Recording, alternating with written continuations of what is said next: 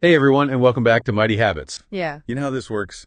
We pick something that's piqued our interest, Mm. and we dig in. And today we're diving into creativity. Yeah, always a fun topic, right? Always. But this time, with a bit of a twist, we're looking at The Creative Act, A Way of Being by Rick Rubin. Rick Rubin, now there's someone who knows a thing or two about creativity. Right, legendary music producer, worked with everyone from Adele to Slayer. But this book, it's not just about music. It's like he's saying creativity is more than just a skill. It's a way of life. It's a way of being. And that's what's so fascinating about Rubin's perspective.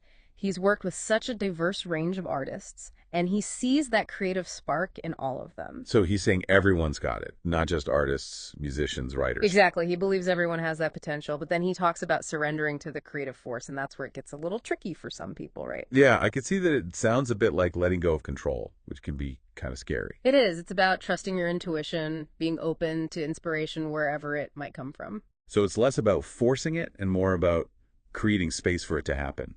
Exactly. It's like those athletes who talk about being in the zone. They're not overthinking every move, they're just flowing with it. Okay, that makes sense. But I'm sure some of our listeners are thinking, that's great for Rick Rubin, Yeah. but I'm just trying to get through my workday. Yeah. How does this surrender idea apply to everyday life? That's the cool part. It applies everywhere. Think about any problem you're trying to solve at work, or even just deciding what to make for dinner instead of getting stuck in your head. What if you step back and let your intuition guide you? So bringing that same playfulness, that openness to everyday life. Exactly. And Ruben talks a lot about the blocks we put up against our own creativity, that fear of failure, the need to be perfect, that voice in our head telling us we're not good enough. Oh yeah, we all know that voice, the inner critic. But he doesn't just leave us hanging with the fear, he offers strategies for dealing with it. So there's hope for us yet. Absolutely. And in the Tim Ferriss interview, Ruben actually gets even more specific about his own practices for overcoming creative blocks. No, right. We've got that to dive into as well, the Tim Ferriss interview. Yeah, it's a great companion to the book. Ferriss really pushes Ruben to go beyond the abstract ideas and get into the nitty-gritty. So it's like getting a peek behind the curtain, Yeah. seeing how these ideas actually work in practice. Exactly. And one of the things that stood out to me was the story about Ruben working with Johnny Cash. Oh yeah, I read about that Cash was hesitant to record Hurt, which ended up being one of his most iconic songs. It shows how Ruben's approach is about helping artists tap into their own authenticity, even when they're unsure. Instead of forcing his vision on them, he helps them find their own voice. Exactly, which is a powerful lesson for anyone, really, not just artists. Definitely. And there's so much more to unpack, both from the book and the interview. Yeah, we've only just scratched the surface. So let's take a quick break and then we'll come back and dive even deeper into the creative act and the mind of Rick Rubin. All right, so we're back. And one thing that struck me was how much Rick Rubin emphasizes the importance of environment. Oh yeah, I noticed that too. He calls it the primary instrument of creativity. It's almost like he's saying the space you're in can either help or hinder the whole creative process. And it's not just about having a dedicated studio, right? He talks about everything from the lighting to the furniture.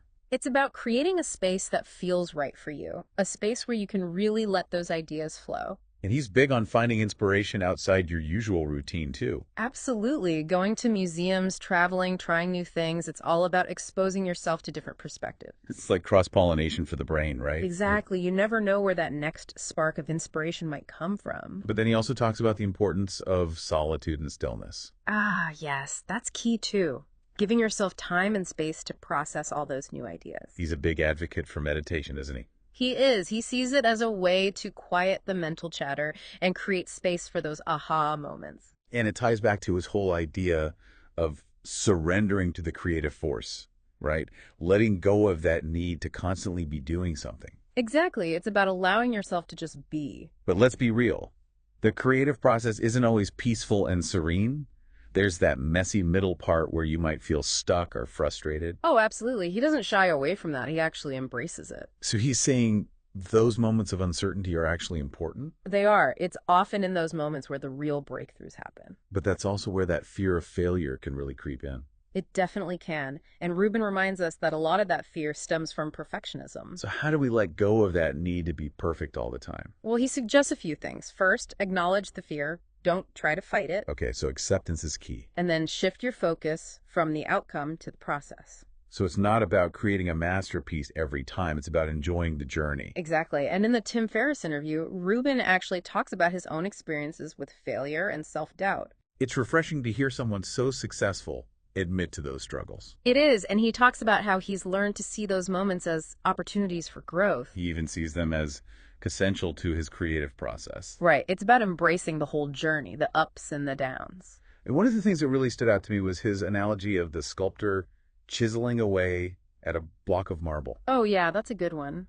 He's saying you have to be willing to chip away at your own ideas to let go of what's not working. So it's about trusting the process, even when it gets messy and uncomfortable. Exactly. And remembering that creativity isn't linear, it's full of twists and turns. And often those detours lead to the most interesting discoveries. Absolutely. But one of the most important things Rubin emphasizes is that creativity isn't just for artists. It's for everyone. Exactly. It's a way of being that can enrich every aspect of our lives. So whether you're a musician, a CEO, or a stay-at-home parent, you can benefit from cultivating a more creative mindset. Absolutely. And the Tim Ferriss interview really drives that point home. And they talk about how creativity can be a powerful tool for problem-solving innovation and even just living a more fulfilling life. Exactly. And one thing I found particularly inspiring was how Rubin talks about intuition. He describes it as a muscle that can be strengthened through practice. And he encourages us to pay attention to those subtle nudges and insights that often come from within. He even talks about trusting his intuition,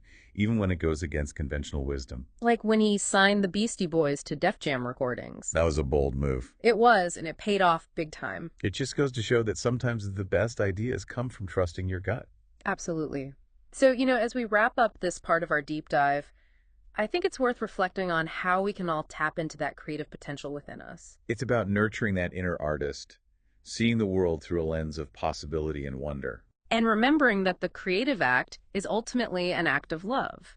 It's about sharing our unique gifts with the world. As we wrap up this deep dive into the creative act, there's this one idea that keeps coming back to me, this idea that we are all inherently creative. It's so easy to dismiss that, right? Yeah. Especially if you don't consider yourself an artist or a musician. It is, but Rubin argues that creativity isn't limited to those traditional artistic fields. It's a fundamental human capacity. I love that analogy he uses. He compares it to a garden.